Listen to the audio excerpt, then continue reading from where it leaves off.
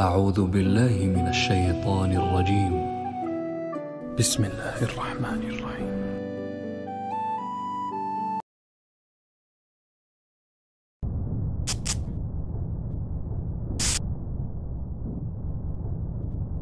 بسا اوقات بہت سی محنتوں کا نتیجہ انسان دیکھتا ہے کہ ضائع چلا گیا.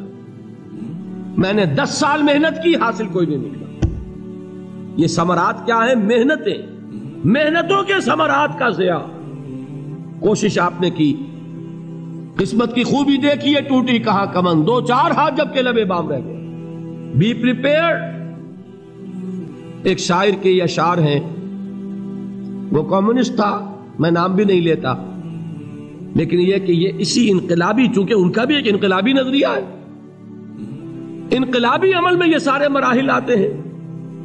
کوئی سیٹ بیک آیا، فرض کیجئے کوئی ناکامی ہو گئی، تو اپنے ساتھیوں کو دل بندھانے کے لیے یہ فصل امیدوں کی ہمدم اس بار بھی غارت جائے گی، سب محنت صبحوں شاموں کی اب کے بھی اکارت جائے گی. میرے نبی کے ثمرات کا جو لفظ یہاں آیا ہے، وَنَقْصٍ مِّنَ الْأَمْوَالِ وَالْأَنفُسِ وَالثَّمَرَاتِ، سب محنت صبحوں شاموں کی اب کے بھی اکارت جائے گی. دھرتی کے کونوں کھدروں میں پھر اپنے لہو کی کھاد بھرو، پھر مٹی سینچو اشکوں سے، پھر اگلی رت کی فکر کرو، پھر اگلی رت کی فکر کرو. جب پھر ایک بار اجڑنا ہے، ایک فصل پکی تو بھر پایا، تب تک تو یہی کچھ کرنا ہے. ایک مقصد ہے سامنے، انقلاب برپا کرنا ہے. ایک کوشش ناکام ہو جائے کوئی پرواہ نہیں، نیکسٹ. پھر تیار رہو ناکامی کے لیے. ایسا نہ ہو جو انگریزی میں کہتے ہیں hope for the best but be prepared for the worst. ایسا نہ ہو کہ دوسری مرتبہ ناکام ہو کے بددل ہو جاؤ، تمہاری ہمتیں جواب دے جائیں. نہیں، پہلے سے تیار رہو کہ دوسری مرتبہ بھی ناکامی آئے تو آئے، لیکن جب تک کہ کامیابی حاصل نہیں ہوتی ہمیں یہ کام کیے چلے جائیں. دیکھیے سیرت میں آیا کہ نہیں یہ واقعہ. بدر میں مسلمانوں کو فتح ہوئی تو احد میں زک پہنچی کہ نہیں؟ 70 صحابہ شہید ہوئے کہ نہیں؟ اگر ان کی ہمتیں جواب دے جاتی تو گاڑی کیسے چلتی آگے؟ تو فرمایا وَلَنَبْلُوَنَّكُمْ بِشَيْءٍ مِّنَ الْخَوْفِ وَالْجُوعِ وَنَقْصٍ مِّنَ الْأَمْوَالِ وَالْأَنفُسِ وَالثَّمَرَاتِ. ہم تمہیں لازم آزمائیں گے، خوف کی کیفیت سے، فقر و فاقے کی کیفیت سے، بھوک سے، جان کے نقصان سے، مال کے نقصان سے، محنتوں کے حاصل کے ضائع ہو جانے سے. وَبَشِّرِ الصَّابِرِينَ، اور اے نبی بشارت دیجئے صبر کرنے والوں کو. الَّذِينَ إِذَا أَصَابَتْهُمْ مُصِيبَةٌ، وہ کہ جب ان پر کوئی تکلیف آئے، کوئی مصیبت آئے، کوئی آزمائش آئے، قَالُوا إِنَّا لِلَّهِ وَإِنَّا إِلَيْهِ رَاجِعُونَ، وہ یہ کہیں کہ ہم اللہ ہی کے ہیں، اللہ ہی کی طرف لوٹ جانا ہے. یہ وہی انداز ہے جو میں نے فارسی کا شعر سنایا تھا آپ کو کہ سرے تسلیم خم ہے جو مزاج یار میں آئے. وہ ہمارا مولا ہے، ہمارا آقا ہے، اگر اسے یہی منظور ہے تو ہمیں بھی یہی منظور ہے. میں نے تسلیم و رضا کی بات کی تھی نا، آپ کو کچھ شعر سنائے تھے. ایک شعر اور سنیے، اور یہ کس کا ہے؟ محمد علی جوہر کا. ایک مرتبہ جیل گئے، ان کی ایک بیٹی جوان بیمار ہوئی، فوت ہو گئی. باہر چھوڑا انگریز نے، جاؤ بھائی دفن کر دو بیٹی کو. دوسری مرتبہ جیل گئے، دوسری جوان بیٹی اسی مرض میں مبتلا ہوئی. اب یہ جیل میں ہے، خبر پہنچی کہ دوسری بیٹی کے اوپر بھی اسی مرض کا حملہ ہوا ہے. ایک نظم لکھی ہے جس کا آخری شعر یہ ہے، تیری صحت ہمیں منظور ہے لیکن اس کو نہیں منظور تو پھر ہم کو بھی منظور نہیں. یہ ہے، جب تک یہ کیفیت نہ ہو اس میدان میں آدمی ثابت قدم نہیں رہ سکتا کہ میرے رب کو اگر یہ منظور ہے تو یہی مجھے منظور ہے، اور تیری صحت ہمیں چاہیے تو ضرور، لیکن ہمارے رب کو منظور نہیں تو ہمیں بھی منظور. راضی برضائے رب. وَبَشِّرِ الصَّابِرِينَ الَّذِينَ إِذَا أَصَابَتْهُمْ مُصِيبَةٌ قَالُوا إِنَّا لِلَّهِ وَإِنَّا إِلَيْهِ رَاجِعُونَ. نہ شود نصیب دشمن کے شود ہلاک تیغت، سر دوستہ سلامت کے تو خنجر آزمائی. اولئک علیہم صلوات من ربہم ورحمہ، یہی ہے وہ لوگ جن پر ان کے رب کی طرف سے عنایتیں ہیں اور رحمتیں ہیں، وَأُولَٰئِكَ هُمُ الْمُهْتَدُونَ، اور یہی ہے وہ لوگ جو کامیاب ہونے والے ہیں، ہدایت پانے والے، ہدایت یافتہ۔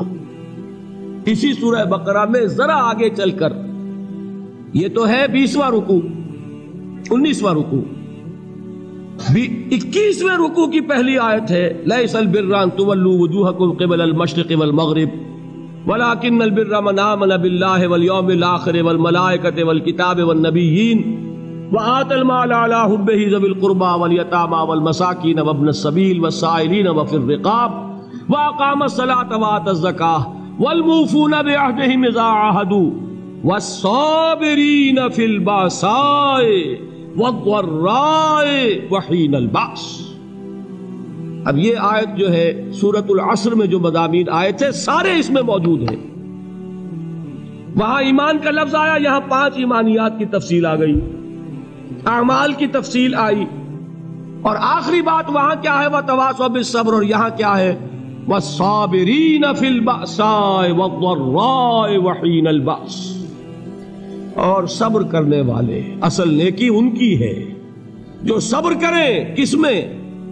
جنگ کے وقت، ذرائے، باسائے، باسا کہتے ہیں فقر اور فاقہ، واحد آئے گا باس تو اس کے معنی جنگ، اور باسا جمع میں آئے گا تو فاقہ، فقر، بھوک، اور ذرائے جسمانی تکلیف، ضرر، جسمانی تکلیفوں میں صبر کرنے والے، فقر اور فاقے میں صبر کرنے والے، اور جنگ کے وقت صبر کرنے والے۔ اولئک الذین صدقوا واولئک هم المتقون، یہ ہے وہ لوگ جو صبر کرنے والے ہیں، یہ ہے جو سچے ہیں، جو اپنے دعوے میں نیکی کے اور ایمان کے صادق ہیں، اور یہی وہ لوگ ہیں جو متقی۔ اگلی سورت ہے سورہ آل عمران، اس میں 2 لفظ آئے ہیں، آخری آیت، یا ایھا الذین آمنوا اصبروا وصابروا ورابطوا واتقوا اللہ لعلکم تفلحون۔ دیکھیے یہاں صبر اور صابر، جو تعلق جہد اور جہاد کا ہے وہی ہے صبر اور مصابرت۔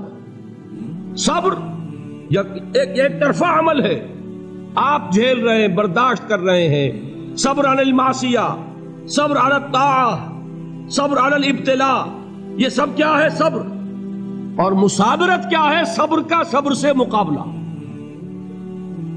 یہ سورہ آل عمران، اب وقت نہیں ہے میں آپ کو سناتا اللہ تعالیٰ نے کیسے کیسے مسلمانوں سے کہا، مسلمانوں تمہیں زک پہنچی ہے تو انہیں بھی تو پہنچی تھی، ان کے 70 نہیں مارے گئے تھے بدر میں، ان کے حوصلے جو ہیں وہ تو پست نہیں ہوئے، وہ اگلے سال آ گئے تم پر چڑھائی کر کے، تم کیوں اتنا برا مان رہے ہو؟ تمہارے دل اتنے زخمی کیوں ہو گئے؟ تمہیں تکلیف پہنچتی ہے تو انہیں بھی پہنچتی ہے۔ اپنی غیرت جو ہے ہمیں ذرا اس کا جائزہ لینا چاہیے۔ لوگ باطل نظریات کے لیے کتنی قربانیاں دے رہے ہیں، لوگ باطل چیزوں کے فروغ کے لیے کتنی محنتیں کر رہے ہیں۔ جیسا کہ میں نے ابھی کہا تھا، اسی غیرت کو چیلنج کرنے کے لیے، ذرا آپ کی حمیت دینی کو جوش دلانے کے لیے، قادیانی نوجوان کتنی تعداد میں اپنے آپ کو دین کے لیے وقف کرتا ہے، اور آپ کتنے نوجوان ہیں جو اپنے آپ کو دین کے لیے وقف کرتے ہیں، اور ہوں وہ کھاتے پیتے گھرانوں کے لوگ۔ یہ نہیں ہے کہ اگر کوئی اور کام نہیں کر سکتا تو پھر یہ ہے کہ وہ دین کے کام میں لگ جائے۔ باصلاحیت لوگ، کھاتے پیتے لوگ، ذہنی استعداد رکھنے والے لوگ، اونچے گھرانوں کے لوگ، وہ وقف کریں اپنے آپ کو دین کے لیے۔ اس کے بغیر کیسے باہر آ جائے گی، کیسے رونق آ جائے گی؟ تو دنیا میں باطل نظریات والے جو ہیں، یہ بات کہی گئی ہے، مسلمانوں تم اگر توحید کے لیے لڑ رہے ہو، دیکھتے نہیں ابو جہل کو، اس نے گردن کٹوائی ہے شرک کے لیے، شرک کے لیے گردن کٹوائے، اور تم توحید کے لیے گردن کٹوانے کو تیار نہ ہو۔ اس نے گردن کٹوائی کہ نہیں کٹوائی؟ اور کس طرح کٹوائی ہے؟ جو کہ بڑا متکبر قسم کا، فرعون قسم کا شخص تھا، جب گردن کاٹنے لگے تو کہتا ہے ذرا نیچے سے کاٹنا، تاکہ جب تم نیزے کے اوپر چڑھاؤ میرے سر کو تو اونچا نظر آئے، معلوم ہو سردار کا سر۔ وہ بدبخت مرتے ہوئے بھی جو اس کی کیفیت تھی نا، اس کو ذہن میں رکھیے۔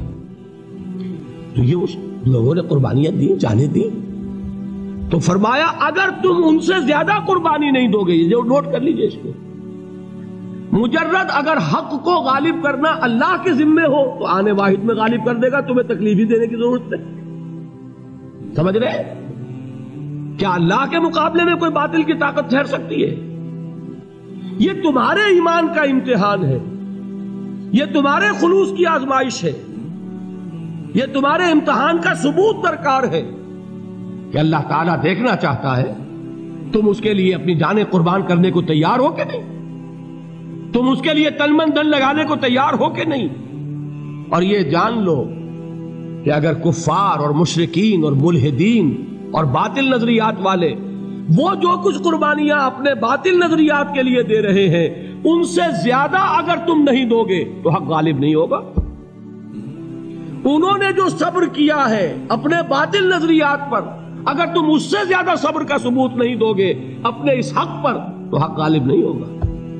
اس لیے فرمایا یا ایھا الذین آمنوا اصبروا وصابروا، نہ صرف یہ کہ صبر کرو بلکہ صبر میں اپنے دشمنوں سے آگے نکلو، ان کے صبر سے بڑھ کر صبر کرو۔ وَرَابِطُوا، مرابطہ کہتے ہیں چوکس رہنا، ہوشیار، پہرا دو، ایسا نہ ہو کہ دشمن جو ہے غفلت میں تمہارے اوپر کوئی حملہ جو ہے کر بیٹھے۔ وَاتَّقُوا اللَّهَ، اور اللہ کا تقوی اختیار کرو، لعلکم تفلحون، تاکہ تم فلاح پاؤ۔